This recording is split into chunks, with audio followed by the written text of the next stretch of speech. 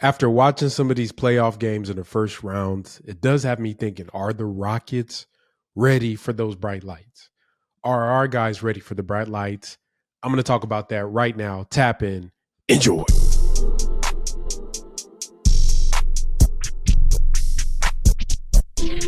The Rockets Chop Shop is your one-stop shop for all your basketball needs, for highlights, analysis, podcasts. We do it all here at the Rockets Chop Shop. Make sure you hit the like button on the videos that you watch if you enjoy them. Hit the subscribe button to get notifications from all the great drops that we have on the channel. Also, you can visit the Chop Shop merch store and get you some of the swaggiest gear in the Houston Rockets kingdom. And if you want, you can always support the channel directly through donations. And if you want, you can support us through our partnerships with our sponsors. The Rockets Chop Shop is made by fans, for fans, and we're going to keep rocking and keep dropping that heat.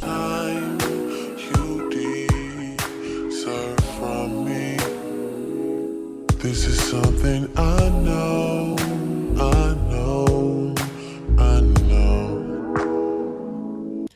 So it's that time of the year again. The playoffs are around.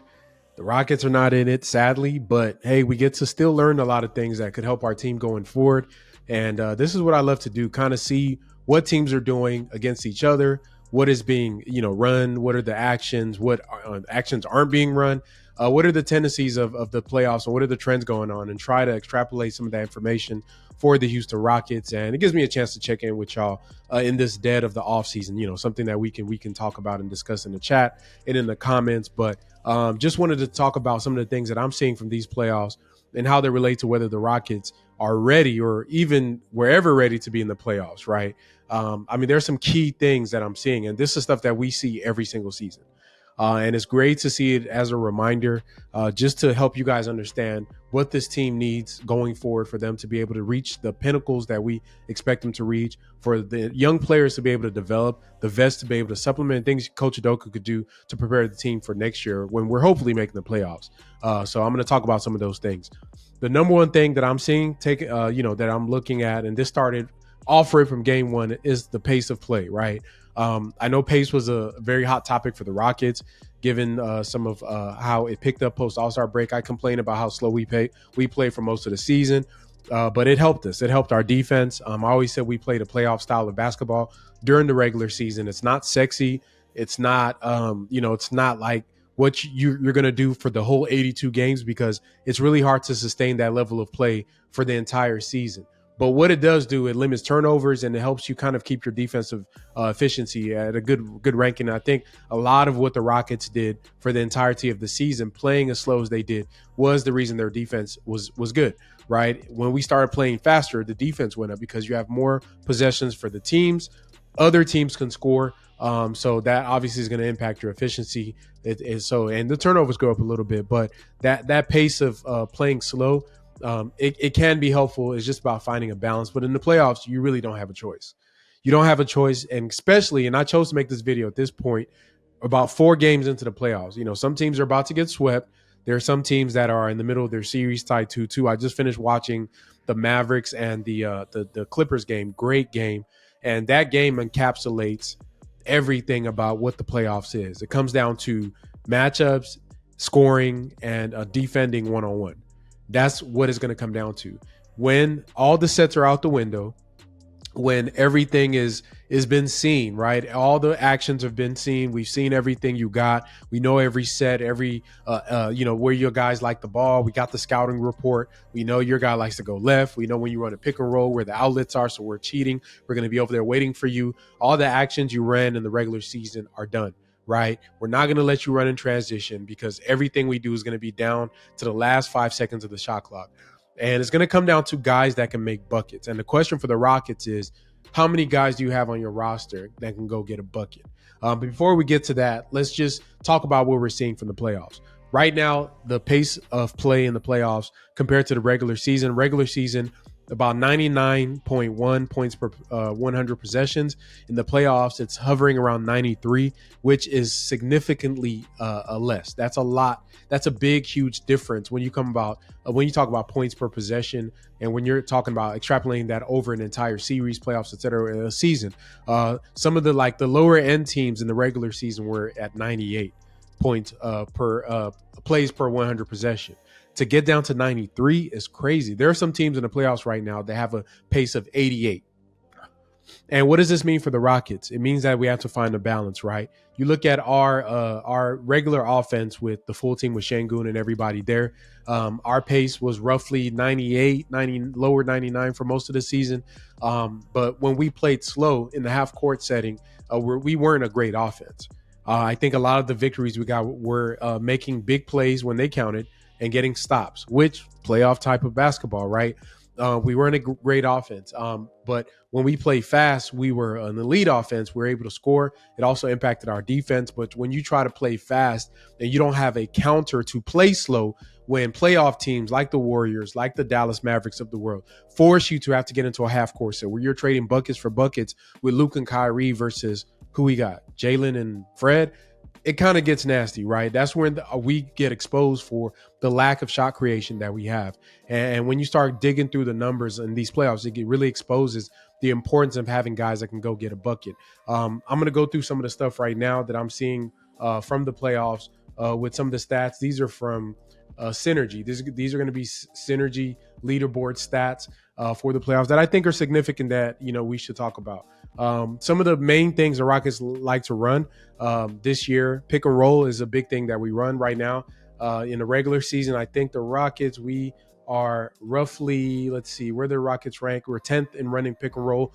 Ball handler, that's our guards get into pick and roll action. You got to ask yourself, why are we running a lot of pick and rolls? To me, pick and roll is a staple offense, right? It's a two-man offense. But if you run it strictly for the sake of spamming a certain action, whether it's just getting to the roll man or just for your guard to try to get to the rim or get a shot off, it gets one-dimensional. That stuff is going to get phased out in the playoffs, right? Rockets ranked 10th in the regular season. You look at the top pick and roll teams in the NBA: Charlotte Hornets, Detroit Pistons, Chicago Bulls, Brooklyn Nets. That's top 4. 5 New York Knicks, Portland, Pacers, Cavs, Hawks, and us.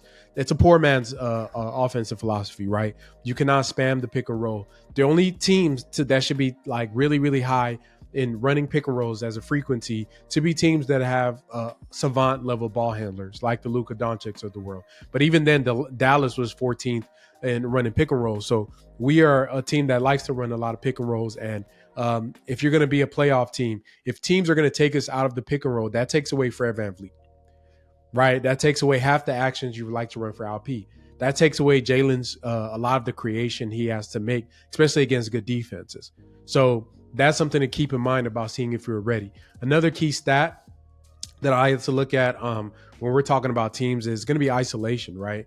Isolation is very important for the playoffs. Like I said, watching that Dallas game, it came down every team in the fourth quarter, last 5 minutes. It looks like everybody is drunk, right? That's just how the playoffs are. It becomes just one-on-one basketball. Can you go get a bucket?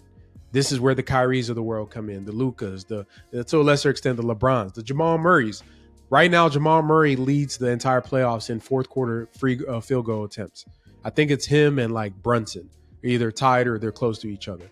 And this is what I'm talking about, some of the two-man dynamic, when I'm trying to explain to you guys about the balance between Sengun and Jalen Green and what they're going to play like.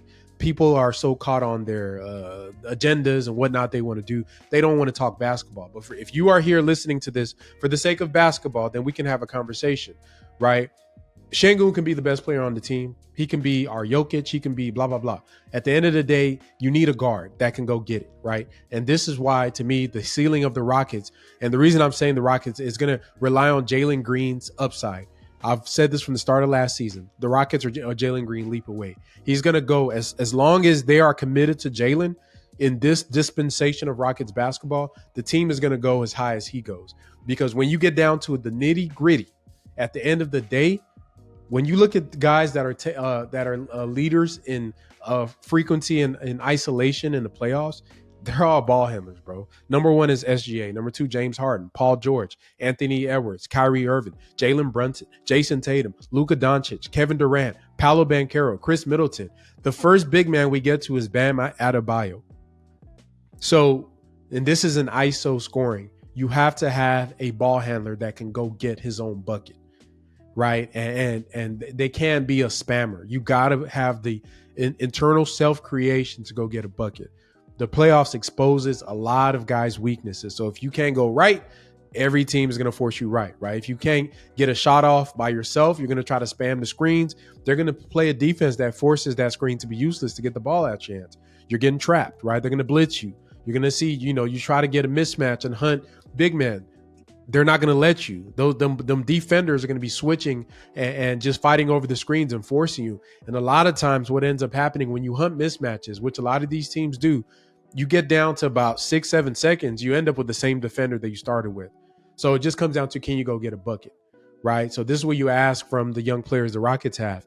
What does that internal development look like for you guys going forward, right? What does it look like for you, Jalen Green? Can you get bigger? Are you going to put on muscle this offseason to be able to shoulder the burden of a full 82 game season and the first round series that's going to be nasty, that teams are going to be bumping you, hitting you, that you got to go up amongst the trees like Kyrie Irving did tonight with that spectacular layup and try to, do a double clutch, absorb the hit and make the layup, right? Can you be dog tired after playing 40 minutes in the fourth quarter and still have the wherewithal to be able to make the right passes, make the right reads, have the tight handle enough to be able to get to the basket? Sengun, can you get to the, your spots? Are you able to make the right passes when they trap you? Are you able to make the right reads? Are you able to still run and pass, make the right plays when you're fatigued? Because all of this stuff, fatigue is going to play a big factor. And I think for the young guys, one, they need to get in shape. They need to get in shape to be able to think in those moments. And two, that bag got to get deeper, right? We can't rely on just barreling into the defense, Sengun. You got to get that mid-range shot. That little floater, that touch around the basket got to be up damn near 59, 60%. Jalen, that mid-range got to be damn near 45, 50%, right? Amen Thompson, that handle got to be tighter. Amen Thompson, you got to give me a floater, brother. You got to give me a floater, because what we see also in the playoffs is guys get schemed out. If you're a non-shooter, man, you got to do something. You got to be able to be elite at something, or you're going to get played off the court. And that applies to everybody. That applies to everybody. Jabari, you're going to hit your shots, right? Because the thing is, when you watch these playoffs, I think a lot of times we as a fan base like to think about the optimism of all of our players and what they can do, but you have to almost have a pessimistic view of your players and assess them from the standpoint of their weaknesses.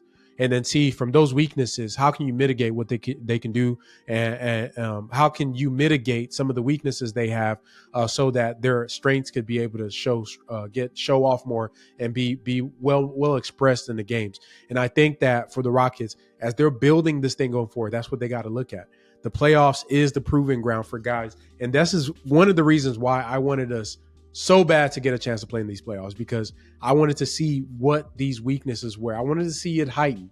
I want to see Sengun get isolated and picked on defense, get drawn out. I want to see Jalen get tired and start making bad passes and turnovers and get beat up by bigger defenders, so he can know that he needs to go into the offseason and do that. I want to see Amen Thompson get the rest treatment, where all he's getting is a steady dose of corner threes, right? And teams are just sagging off of him so bad that his man is under the basket and he just forced to take corner threes till it just makes him just sad and depressed, so he has to go into the offseason and fix those issues. I want to see Jabari get forced to put the ball on the ground, to hit big shots on contests. I want to see all these guys be able to do the things that they have. Fred and Dylan are vets. They know what their weaknesses are. They know how to mitigate the things that they need to do. They're going to play hopefully within the parameters of what they do. Cam, he's going to come along. I don't know I'm a little worried about Cam in the playoffs, but he might be a guy that gives you a good game here or there. But honestly, just looking at the way the playoff landscape is going now, are we ready to get in the playoffs? I think yes, but I don't think we were ready to really do anything in it, because I don't think our guys have even reached that level. Now, this past season was a great foundational building year. I expect a lot of this stuff to carry over. I expect a lot of the stuff that we've laid down this year to carry over into next year. That's the progression you want to see. I think the play-in experience would have been great. I think if some miraculous way they were able to get into the playoffs against, we would have been maybe an 8th seed versus OKC, or a 7th seed versus Denver. We might have been frisky, maybe got one game at home. But to me, it's not about the wins and losses with these experiences. It's about learning what you need to do to get better. But it's just a joy to watch these athletes play at this level. And one of the most important thing I think all of our guys need to improve on, well, two things. One is the chemistry, right? Chemistry is playing a big part. You look at the teams that have had time to gel. That's really what it comes down to. having that chemistry, knowing where guys like to be. You see the Lakers series versus Denver. The chemistry of Denver is just blowing the Lakers out the water. And obviously Jokic. You see OKC, they played together for a little bit. That's showing off that Boston's been together for some time. That chemistry is really important. The most important thing when it comes down to the playoffs is going to be IQ. The collective IQ of the team is where the mistakes are made and where games are won and lost. Is can you mitigate making bad decisions and bad plays in the heat of the battle, especially in those late game situations? And you look, some of the best teams that are winning right now are teams that have really smart players and are collectively smart. One of the more even series we have is Dallas versus the Clippers, and they have a lot of high IQ guys, and you can see the chess matches between the coaches. And when it comes down to IQ, the games are going to be won by the players, the team that has the smartest players and the coaches that are the smartest. Those margins are all that, really separates that level of basketball. It's going to be who can make the right plays. Lakers and Denver, you see the Lakers make a lot of mistakes. You get the D-Lo games where he's just throwing up dumb shots, right? Or Lakers players are having bad turnovers, not boxing out, not getting second chance points. While on the other end, you have the other team, guys are making the right rotations, they're making the extra pass, they're boxing out, getting offensive and defensive rebounds. Rebounds are so important in the playoffs. We know this is Rockets fans going against the Warriors, how many second chance points and how those second chance points that lead into 3-point daggers could just kill you. But these are the things that all come in the playoffs. All the stuff that you see in the regular season, it's easy to see why a lot of people don't really take it seriously. For a young team, it's important. But overall, some of these vet teams, they're not really trying in the regular season. You could have big wins over vet teams. They're good to build confidence. But at the end of the day, all these teams play differently. The players try harder. The defense is a lot tighter. I just think that this year, the Rockets probably weren't ready or built for the situation. But I think next year is a year that we need to take that leap into being one of these teams. I do honestly believe also that we're going to need some help. Not just from, I think internal growth is going to be good for the players, but even if players leap and players do improve, the improvement for young players isn't really set in 1 year, right? It's really a steady improvement. Like you're going to improve steadily and steadily. The best way to accelerate that is to throw them into these fires of the postseason. I think the Rockets should go after some, 1 or 2 veteran players that are near starter level that could challenge some of the young players for starters. And push them, right? Push them to be better, to not be comfortable, push them. And so they're able to play with competition and also just make our team better, give us a deeper roster, give us different looks, and have the collective IQ of the team raised up so that when we do get to these situations like we went through in April against teams that are locked in, ready to try to make a run for the postseason, we can fight back, right? We can fight back. But it's been a great playoffs, a lot of things to read from. I can't wait to see our guys in these situations. Would love to see what Sengun would have looked like in the playoffs. Would love to see what Jalen would have looked like in the playoffs. I think Fred, he always has 1 or 2 games. Dylan, you know what I mean? I'm a little scary about Dylan in the playoffs. Hopefully Tari comes back and he's able to be at least an alternative for that. Amen Thompson in the playoffs is something I'd love to see. Cam in the playoffs, Jabari, all these players. I want to see them get a chance to really be on the big stage. But y'all let me know, what have y'all been thinking about the playoff games? Do you think the Rockets would have made any noise? I think, I don't think they're ready right now. But if you're new to the channel, hit the subscribe button. If you like this video, hit the like button. Keep rocking with the Chop Shop. We're going to keep dropping that fire.